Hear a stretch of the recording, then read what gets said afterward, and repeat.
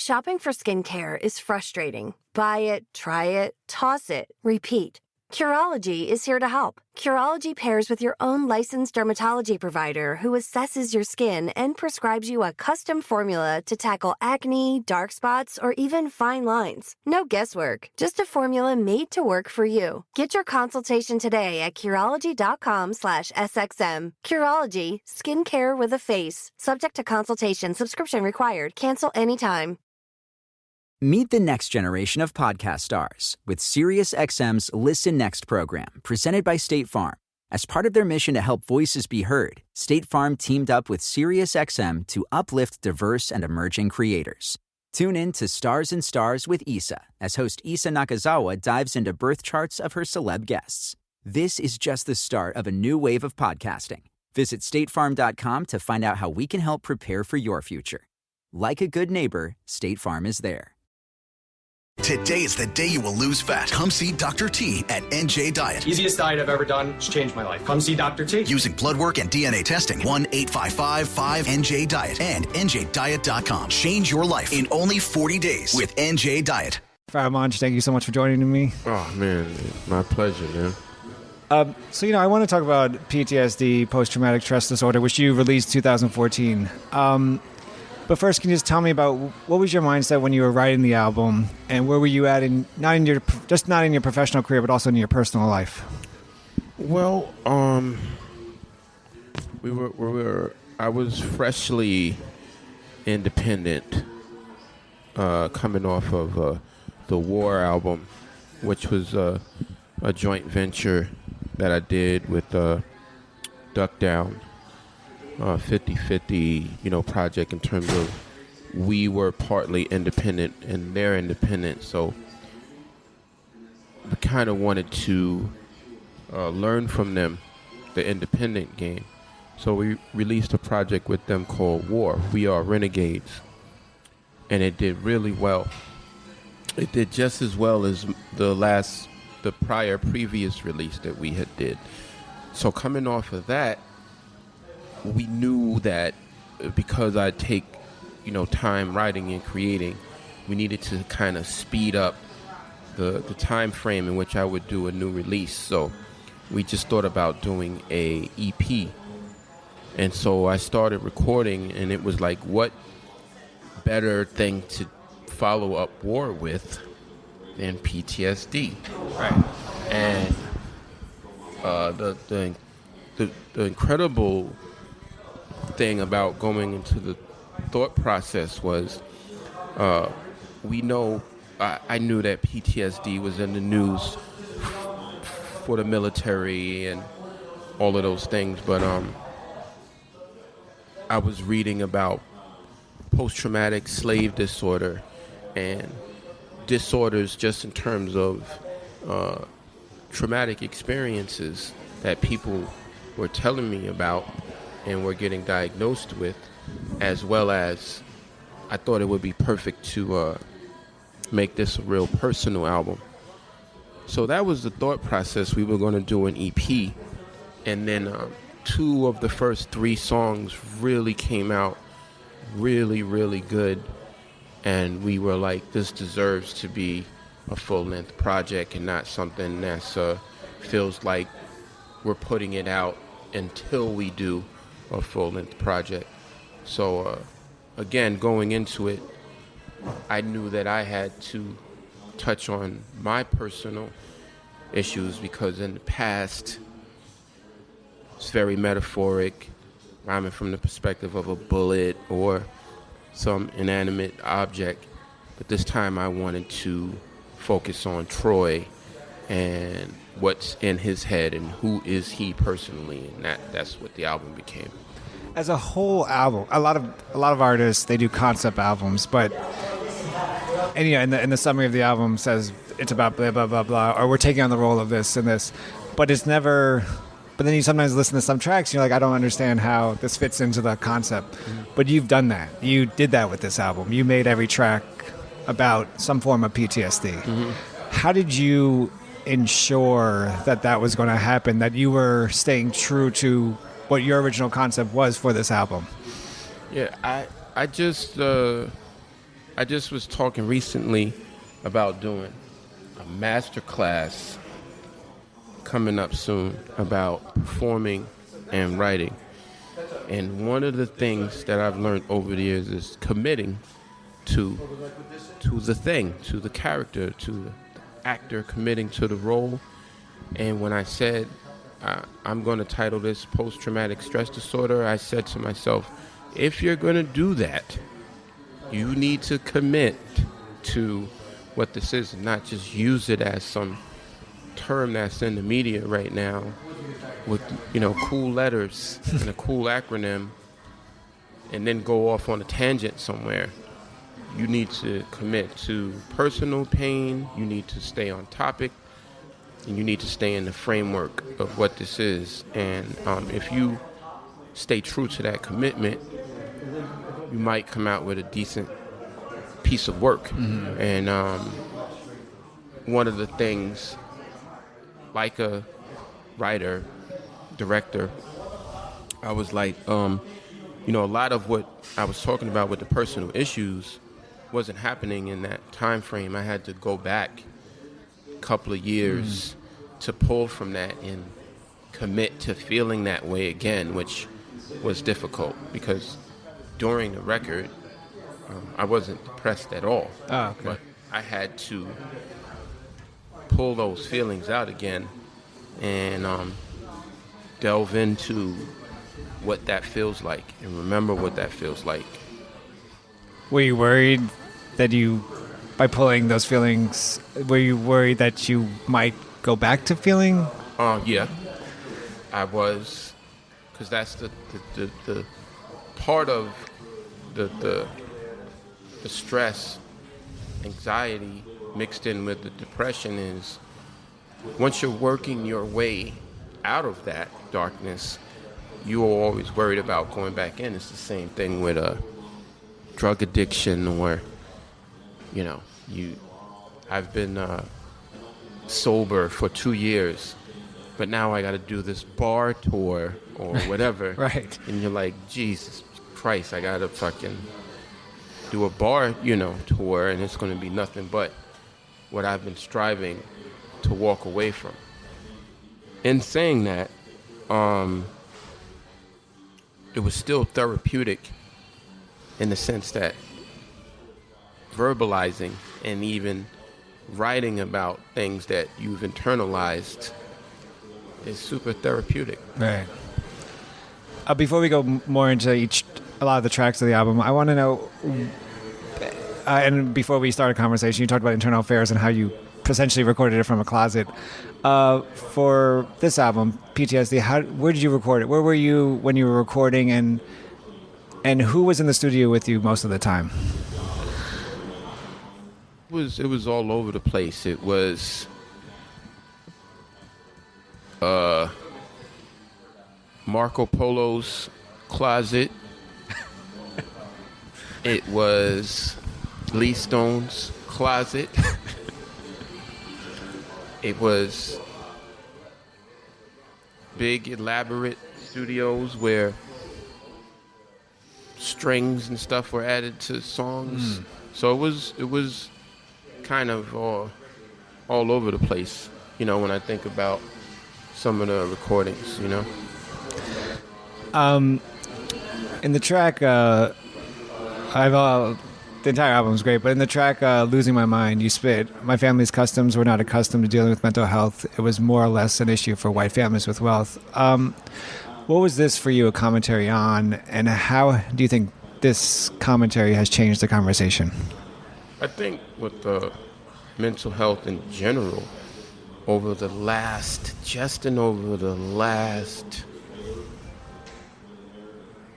8 to 10 years, I would say black people are like, maybe I need to go get my head checked out. I think, from coming from a place of such resilience throughout generations of dealing with certain things, you got fathers going to work with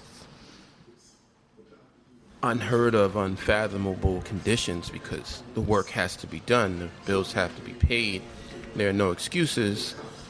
You rarely see families adhering to their health as much in that regard. Not alone being like, I think I got something going on in my head. It's just wasn't over the years a problem that was readily recognized, in my opinion. So when you spoke about depression,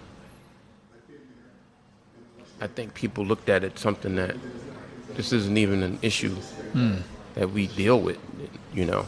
So even when I was dealing with it, in mine was a health thing. It was because of a different cocktail of medications I was taking at the time had spiraled me down.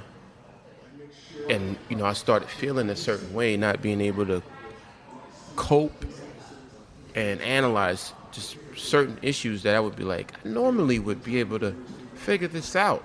But I'm having trouble, you know, figuring these things out. When I finally went to people and was like, yo, man, I'm in a dark place and I feel really depressed, to the point where I'm struggling, not even day to day, but like almost hour to hour. You know, some of the advice was smoke a joint. You know, yeah, like get no, drink, I'm yeah, still yeah. like, oh, this is serious. You know, so and I wouldn't say everybody said that. You know, most people was like, you need to get some help then. You know, but it was weird confronting people about that. Let's see. But even for like 15 years ago.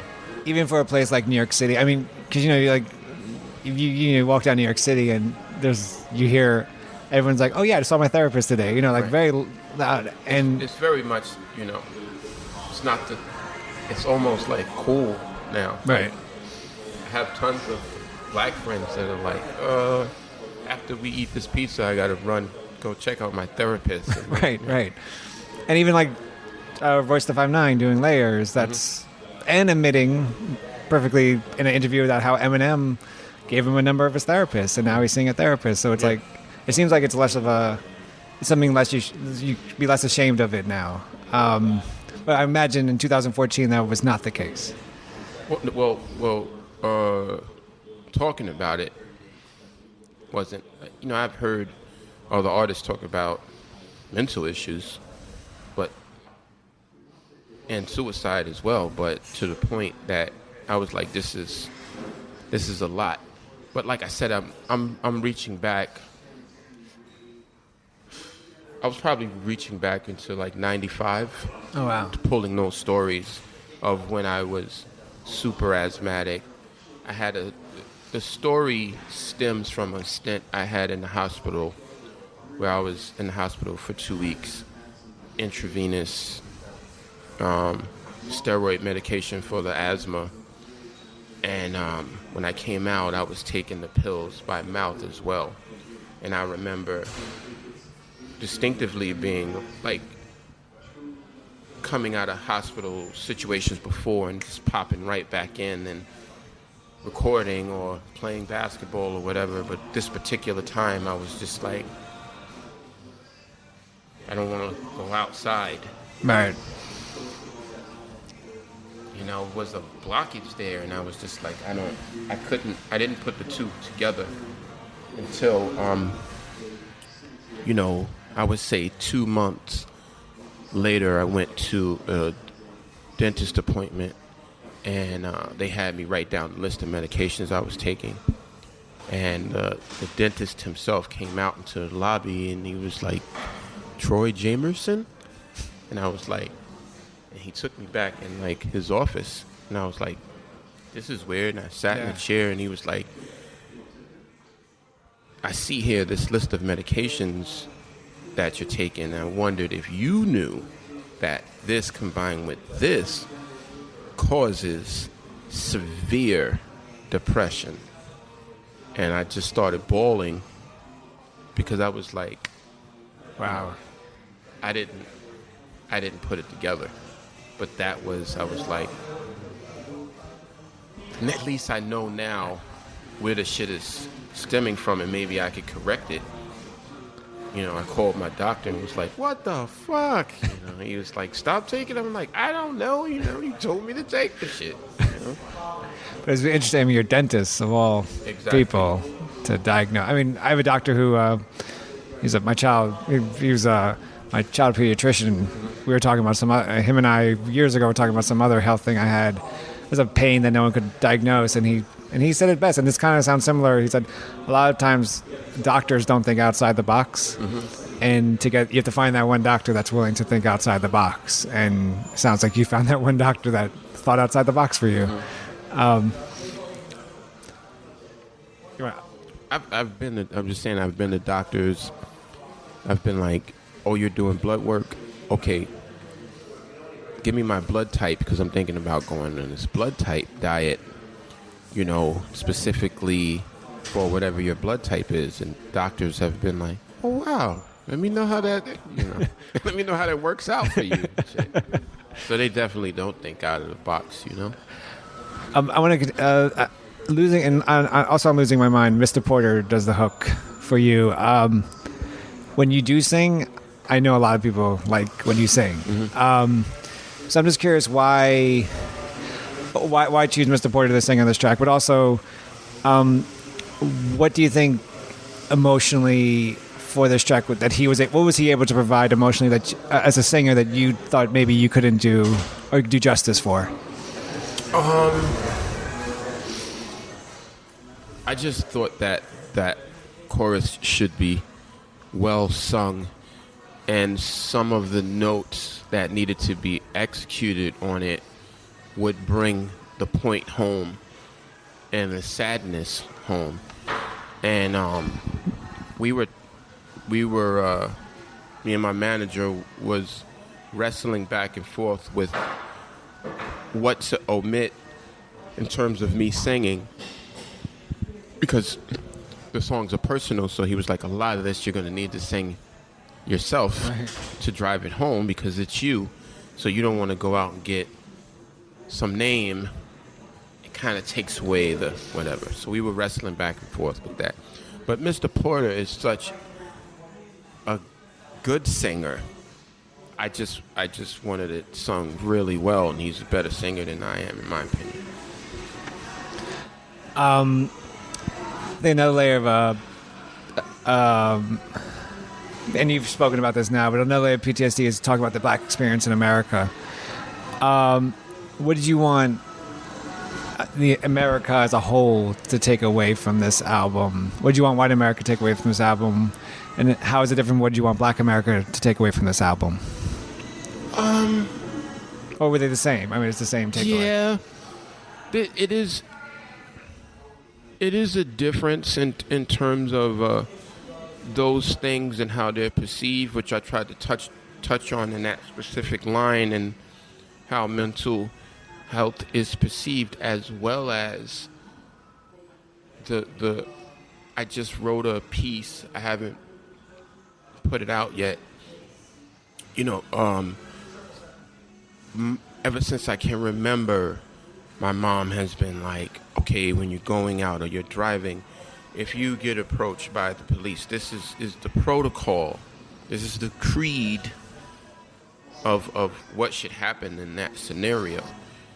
To this day, I'll speak to my mom, and she's like, if you're going out, still to this day, and I'm just like,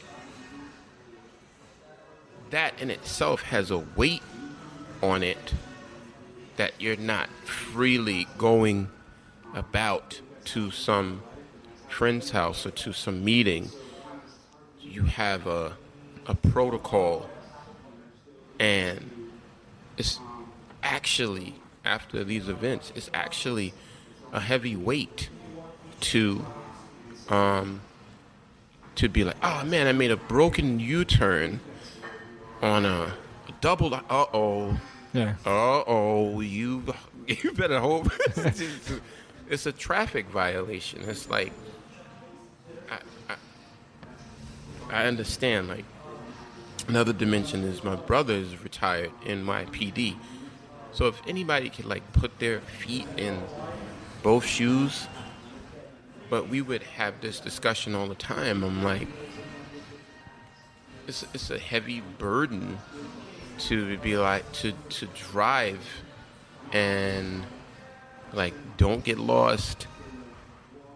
Was that illegal? You know. Yeah. It's just, so that in itself is stressful as well as the stresses of what you can see every day in impoverished situations. I think that brings about an unseen traumatic experience to some people that they don't even realize they're dealing with until it's discussed, which is why discussion is a must in these situations. And I mean, I'm fortunate enough to be able to write about it and put music out about it, which is therapeutic in itself. This interview, Right. you know, most people are not able to express that to anyone.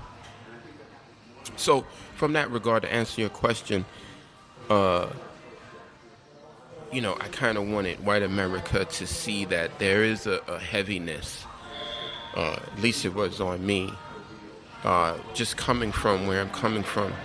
I'm an older artist, and my family is not too many generations removed from one of the main things that is probably the heaviest thing to black people. And to black people, I wanted it to feel like it's okay to express what's going on in your head. As you talked about, post-traumatic stress disorder is extremely personal, and the first 6 tracks seem to have a piece of you in each of them. But on track 7, Recollection Facility Part 2, it's the first time you hear the recollection voice, I guess I'll call it, say your name, Troy. Why wait? Why then? Why does the voice say it then? Well, the first couple of tracks, I wanted to have a slow tempo because and I kind of wanted it to drag, which is the antithesis of what hip hop arrangement is usually. Usually cats come out of the gate gunning. Yeah. This is why you should listen to me. I'm the fucking greatest. Yeah. This is, it was a risk for me to start off that slow, but I wanted people to immediately feel the drag of what it kind of feels like to go through a day of being depressed. Time moves really slow. Right. And so, one of the sci-fi tinges to I tried to put in the writing was I went to a facility to try to they would extract these experiences from my head so I could be normal again. So they had the ability to go into my head, put these memories or whatever on a screen and just edit them out and then wake you back up. So the facility is saying to me at that point, this is not going to, if I remember the skit correctly, you're in here and we kind of tricked you in here, and this is not going to help you become what you once were. So wake up. Another thing that I may not have been successful with communicating is while I was asleep, a lot of time had passed. So when I went into there, years and years. It was like 10 years, Yeah. 2020, 2024. Yeah. But the next track, Rapid Eye Movement, which is featuring Black Thought, and obviously you guys kill it. Lyrically, it is that song that probably would, quote unquote, traditional hip hop would be the song you start out the album with, right? Like this is two lyricists battle, going back and forth. What was your goal with this track, especially coming out of track 7, and then what is it like working with? You've known him for years, I know, but what is it like working with Black Thought, the artist?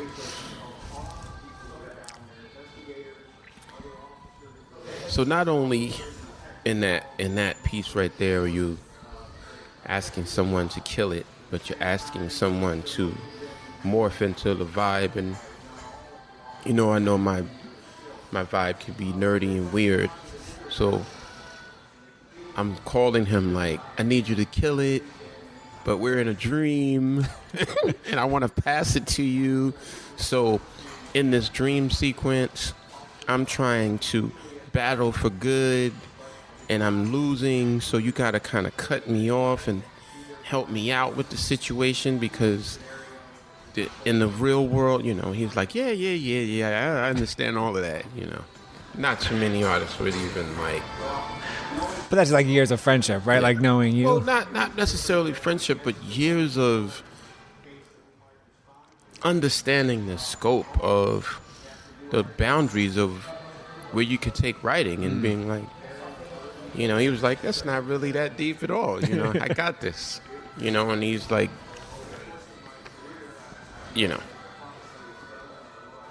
we asked a few other MCs, I won't say any names, and they were like, not touching that song. Really? Wow.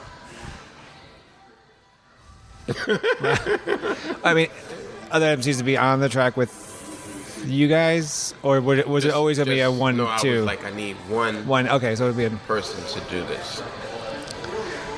I actually want to continue doing more.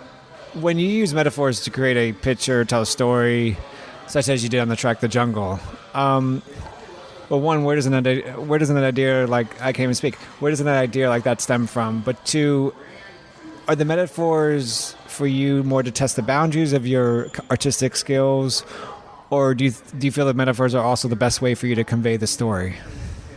Both. With Jungle is really old. I wrote The Jungle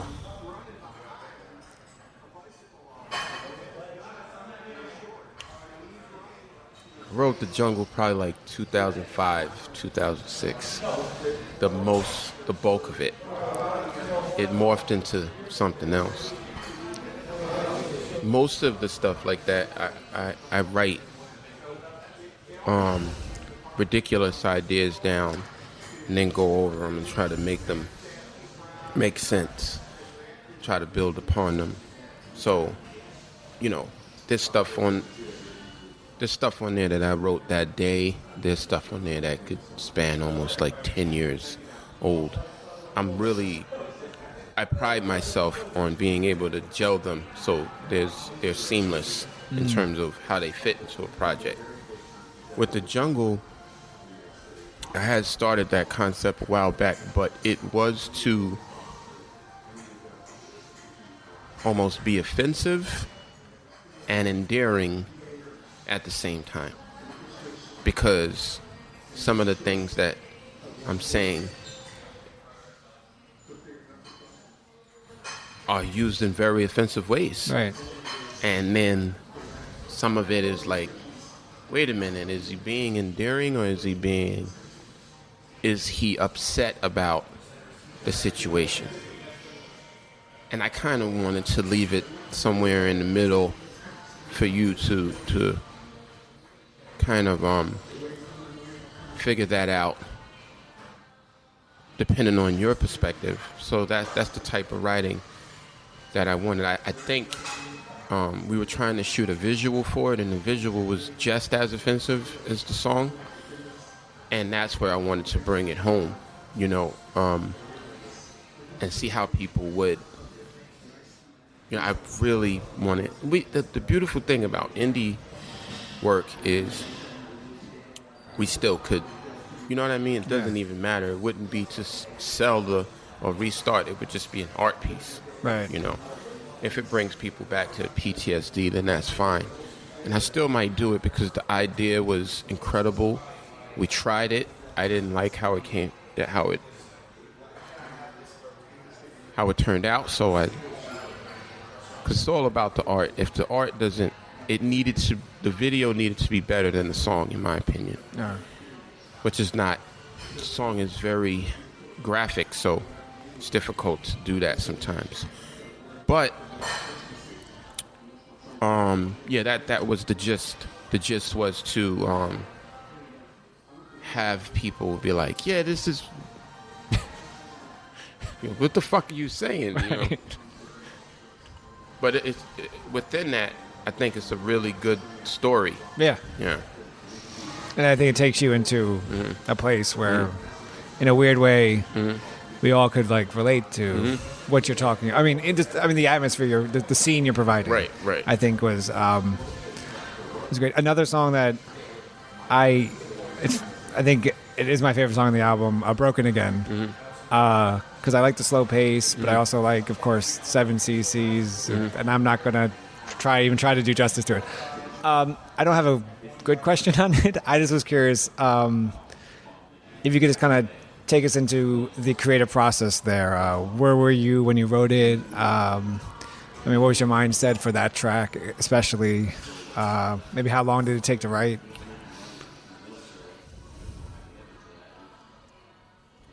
I knew that the song was sad. And I had written a song about breakup.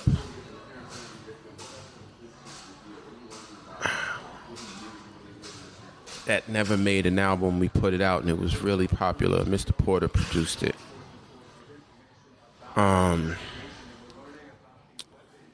And I was like, man, if you're going to tackle this subject, it's really going to be hard because it's saying this shit. Usually people write one bad breakup. So Broken Again, obviously, it's like, fuck, when am I going to have a successful situation? But I thought it would be a challenge to liken the girl in the story to a drug, being addicted to the girl and addicted to the drug, and trying to leave it in a way where, again, you're like, I had people like, man, I didn't know you were on heroin, Pharoahe. I'm like, no, I'm not on heroin. So, again, I took my time. It came pretty quickly, but I took my time with certain lines and being meticulous, like the 7 cc line.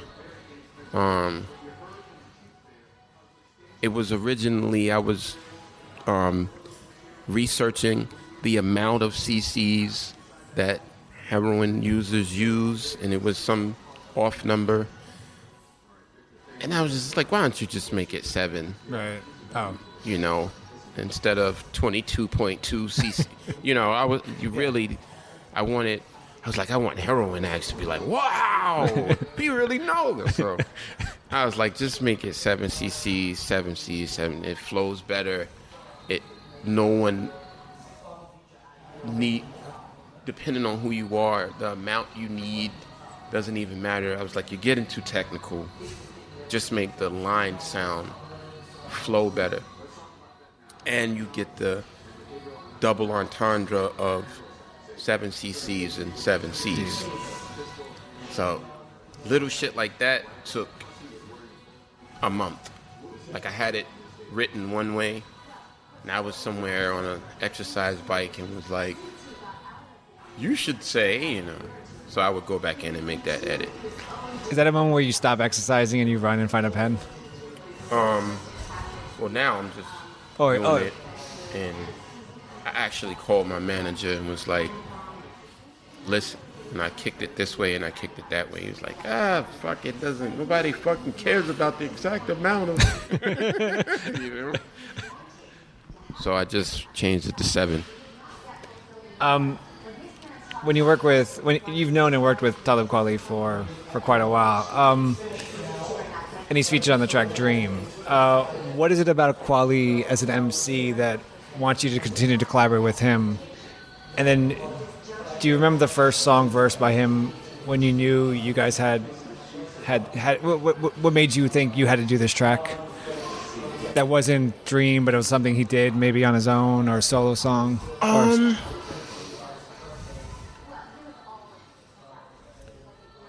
For me, Kwa has a knack for writing inspirational things for me. You know, it's apparent he's written inspirational music for his fan base. But he has a knack for saying something that is honest, real, and real actuality that people are dealing with or going through, that cuts through, in my opinion. And I'm trying to get better at that because my shit is fantastical, you know. So moving forward into this new music, I want to get more of a balance of, man, that actually stuck to my gut in a way, you know. And I think he has a knack that he is, that's his thing, you know. So when it came to Dream, I just wanted to hear someone who's like, this is why you should do that. And these are some lines that make you think about that in a way. And also, he's a veteran. So with veterans, you get, as soon as you hear the voice, it connects with this tone already. So that's what experienced musicians and MCs bring to the table. It's like you get, a certain cat on a song. Before they're even saying what they're saying, their voice stands for, this is a lyricist right now that you're listening to. Was Kweli in? I know we've talked before, and you're very for good reason. You're very selective about who you work with, or when you have a concept art. And you even mentioned that it's hard to do what you want to do with an album because it takes time, it takes money, and you're an independent artist, and you need a tour. So that being said, do you with PTSD? Were all the artists in studio with you when the collaboration happened, or was it one of those? You know, you did a verse, email it back and forth. How important was that to the collaboration process? Oh, I mean, that's another thing when you're talking about this caliber of artists, you can entrust them with that. Yeah, obviously, Thought is doing Late Show and The Tonight Show and touring and studio. He's a family man, so just getting him in the studio is a task in itself. So you're like, I'll send it to you, whatever. He's like, I'll record it on, I have some time this time, I'll go in and record it. Same thing with Kweli. He was on tour at the time, even going back to Royce on the War album, he did it in a hotel room on tour, and I'm not that. When he did that, I just was like, this is fucking amazing. I'm not recording this shit in a hotel room. I need time to fucking, you know what I mean? So that's the caliber that these cats saw. I really relish working with people like that because they, to me, are the Miles and Coltrane's and Quincy Joneses and of my generation at what we do. I was looking at Royce in the hotel room like, this is ridiculous. You know what I mean? Yeah. I know some of the stuff is gathered, but it's still, commitment and repetition. this is something I want to do. I've been doing it, so let's get it going. You know what I mean? And I really respect that. There's other artists featured on the album, and I want to see if you give me a few, a sentence or two about each of them. Not just me, but also the readers. So let's start with Danan, who's featured on "Losing My Mind." What is it like working with Danan on an album, on a track, on this track in particular?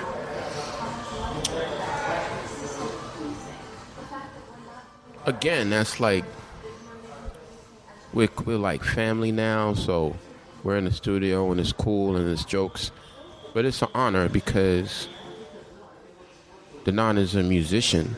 He's a vocalist. He's a rapper.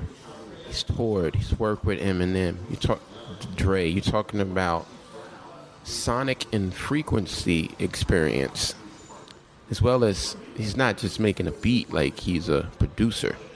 So, again,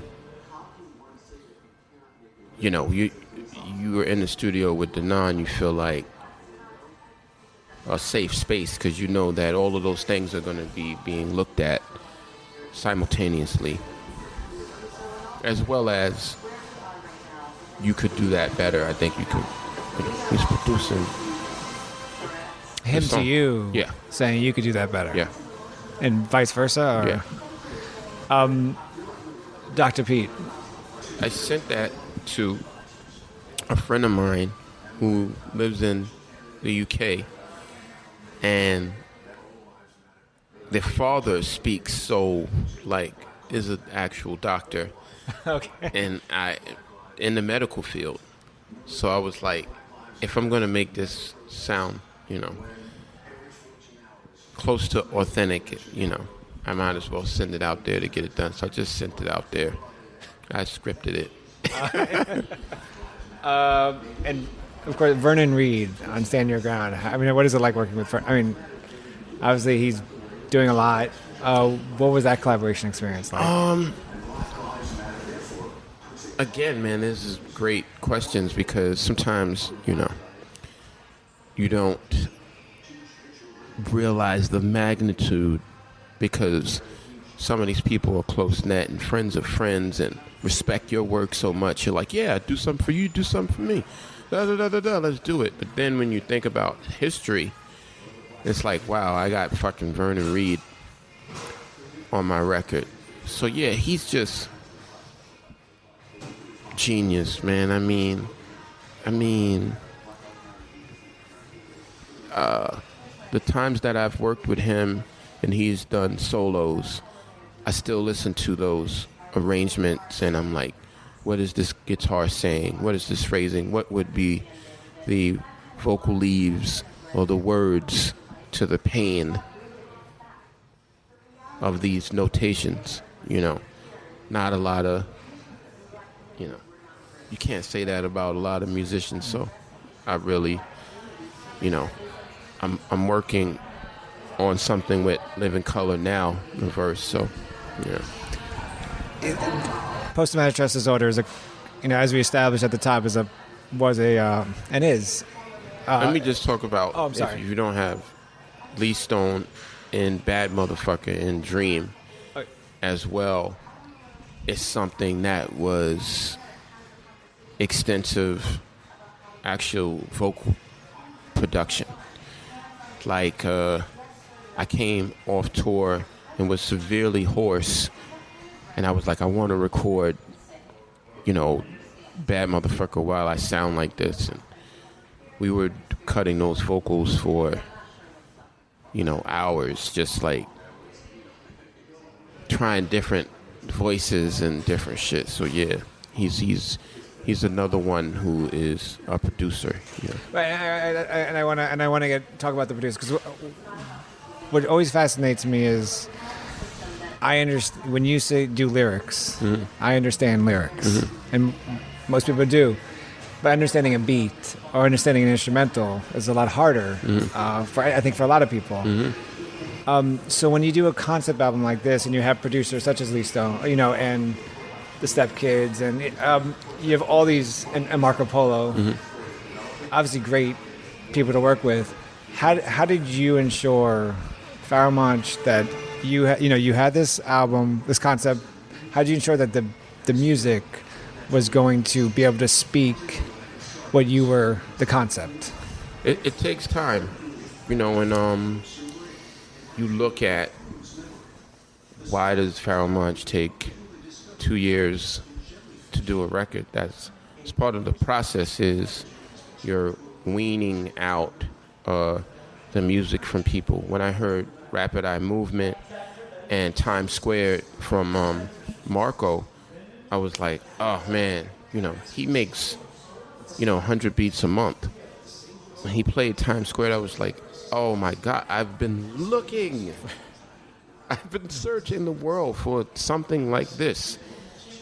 I was like, I need this song, and he just played it to me like, oh, it's one more thing I want to play you. I'm like, that's it. Yeah. Most of the stuff is like that with me. I'll listen and listen and listen. I'll be like, that's it. This goes here. This will go here. That will work in this position. So, and it takes time when you're working with different producers to try to pick things that sound cohesive. Do you view as a concept album, do you view the album as we would view a book? Like they're all chapters, and you can't... Because the question would be, what would be your favorite track on this album? But do you think you view this more as as a book, and like you can't just take out one chapter from it and have a favorite, because it wouldn't make sense with the entire book? Right. I want you to be confused and conflicted. All my favorite albums, favorite bands, groups, hip-hop artists, Zeppelin, Sabbath, I'm always going back and forth like, what is my favorite song on this album? Now it's changed because this has changed. And it should be layered, and things that have a long shelf life should change with you. And having that in mind, I try to write that way. Even Broken Again is a song that should mean something different to you at 37 than it did at 21, because your experiences change. So now the interpretation of the song might be a little different after you've divorced, after you've had a breakup. Or love songs should do that, because the love of your girlfriend is different than the love of your wife, which is different than the love of your firstborn child, Saul Love. So scripture is that way too. You read Quran, Bible, whatever, it's supposed to have new meaning again. So I try to write songs that way too, so you can go back and be like, man, I didn't look at that way before. That's how I look at the songs as well. I mean, personally, I'm supposed to, when I revisit that album, I'm supposed to get to Times Squared and be like, man, I overlooked this song and went straight to these songs, but now this song I'm really grooving off this record right now. So it's hard to pick in that sense, because I jump around. I have two more questions, but I want to go back to something you said earlier about how we talked about how this album wasn't the traditional hip-hop album that track one, it would be Rapid Eye Movement, right? Mm-hmm. Like, boom. You say it's a slow moving album. Is that why you did, I think, from my point of view, little quote-unquote tricks with lyrics or with your vocals? Like, for example, Times Square, mm-hmm. you did the stuttering. Mm-hmm. Was that a way of kind of captivating making it more exciting? Yeah, making it more exciting for your audience? Definitely. I had that in mind, and the character in that story is starting to get anxiety over the situation. So, and again, I just met with Marco. He was shooting a video for something he did, he was telling me, because I was recording it live and I started stuttering while doing it, and he was telling me while I was doing it, he was like, all right, I think that's a little too much. Like, it stutters, the stuttering goes on for like 8 to 10 bars almost, maybe 8 bars. He said he was like, maybe the first couple of lines, but I'm not sure. And then he said he kept listening to the song, and he's like, I admit when I'm wrong. Wow. I love it. You know what I mean? So it's a style choice, but I definitely was like, I'm not fucking changing it. You know? Post-traumatic stress disorder is reason I like it for many reasons, but I think it's one of those timeless albums. And we're in 2016. And it's timeless obviously for many reasons, because people are still dealing with PTSD, whether you're a military vet, whether you're just a kid growing up, and also with current events. What is that like for you as you're an artist, but you're obviously also a person that's seeing things that are happening in his community. What is that like to have this timeless album, but it's timeless kind of for, quote unquote, sad reasons? How does that make you feel?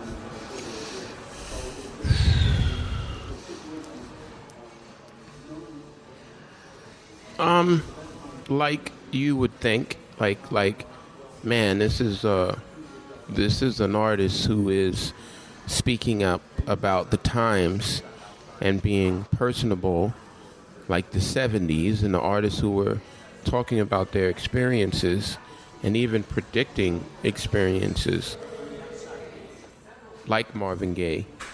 And I'm sure we still listen to that song, and it's a beautiful song. And when you realize that the things that he's talking about in the song we're still dealing with, it's a sad song in that regard. Obviously, it's like, man, big up to fucking Marvin for what's going on. But it's a sad ass song, and if you haven't evolved from the stuff that he's talking about.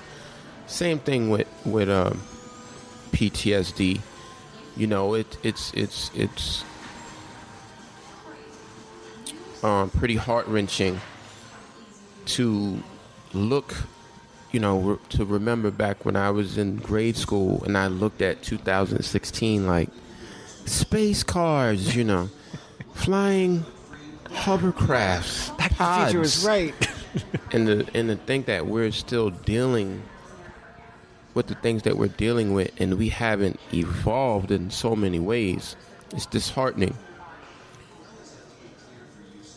But some artists just got to make music that reflects the time, and even go further than that. Even in the new music, there's stuff I'm saying in the new music that's just like, I couldn't even, I might have to scrap the song just based on the events that just happened, So I'm constantly trying to project good and the bad, the worst of the bad, and moving forward, the best of the good. So, it's difficult, but the world is not, it's not peaches and cream, It is what it is. And a beautiful thing about it, I found myself this week laughing and having some happy times, because if you look to Facebook and Twitter and social media and CNN to bring that into your world, you're going to be disappointed. We have to find our own, happiness. So I've been finding some happiness in some of the music I've been doing and some of the silly shit, because we will be inundated with the fuck shit. We don't have to worry about that. This Pharoahe Monch album, PTSD, came out 2014. Pharoahe Monch, thank you so much for joining me on Red Bull Music Academy Key Track Series. Thank you, man. I appreciate it. Shopping for skincare is frustrating. Buy it, try it, toss it, repeat.